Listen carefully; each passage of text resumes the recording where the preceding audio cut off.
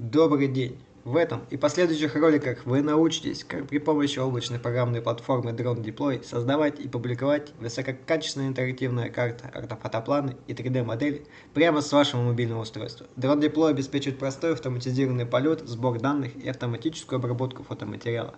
Об этом мы с вами поговорим на нашем первом занятии. Прежде чем выезжать на объект съемок, настоятельно рекомендуем подготовить полетное здание, находясь в уютном офисе или дома. После того, как вы получили доступ к аккаунту, вам необходимо будет создать новый проект. Выбрать на карте область производства ваших съемок.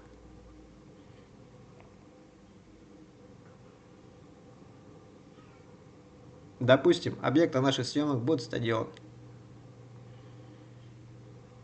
Нажимаем «Создать проект». Далее платформа предлагает вам обозначить имя проекта и выбрать систему координат, наиболее подходящую для этого региона. Выберем систему координат VGS84. Нажимаем «Продолжить», и перед нами появляется следующее окно. Первое. Сбор медийного фото и видеоматериала в процессе полета. Второе. Создание маршрута для автономного полета дрона и сбора необходимого материала по указанным критериям.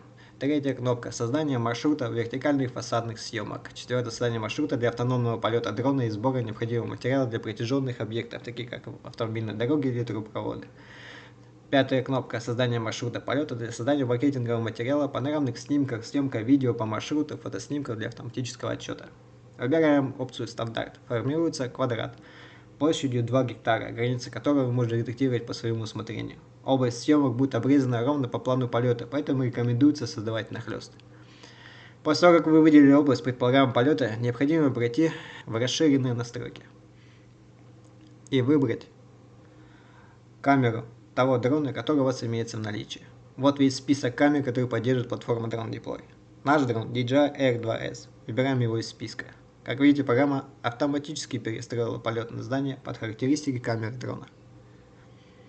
Если полет выполняется в высокую облачность, пасмурную погоду, необходимо поставить галочку «Ручная настройка фокуса и экспозиции» через стандартную программу DJI Go. Это тема отдельного урока, и к ней мы еще вернемся. Если отключить автоматические настройки, вы увидите процентное соотношение перекрытия создаваемых дронов. Оно должно быть примерно 80/60. Если мы производим съемки в местах с плотной застройкой, то следует активировать функцию Crosshatch для лучшего 3D.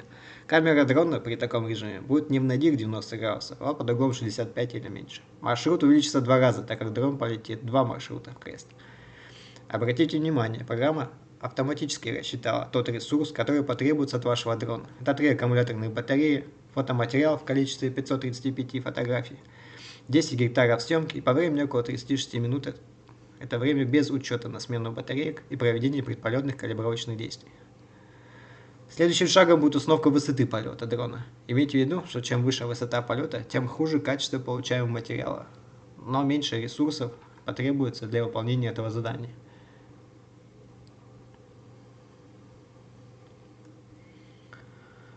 Прежде чем отправлять дрон по полетному зданию в автономном режиме, рекомендуется запустить дрон в ручном режиме, поднять вверх настройки, настроить фокус и осмотреться вокруг, дабы исключить столкновение с окружающим объектом.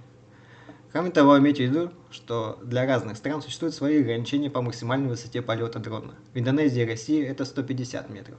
После того, как вы указали высоту полета, вы можете проверить рельеф местности данного задания.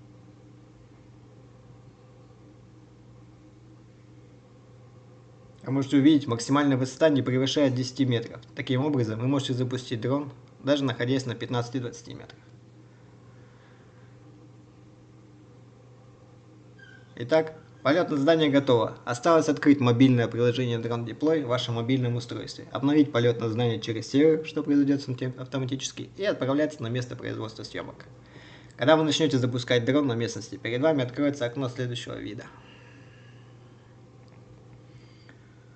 Программа автоматически произведет предполетные проверки. И если все стоят зеленые галочки, можем отправлять дрон на выполнение задания. Нажимаем кнопку Start Flight.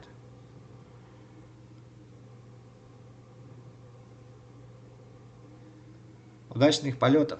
Спасибо за внимание. Всего доброго!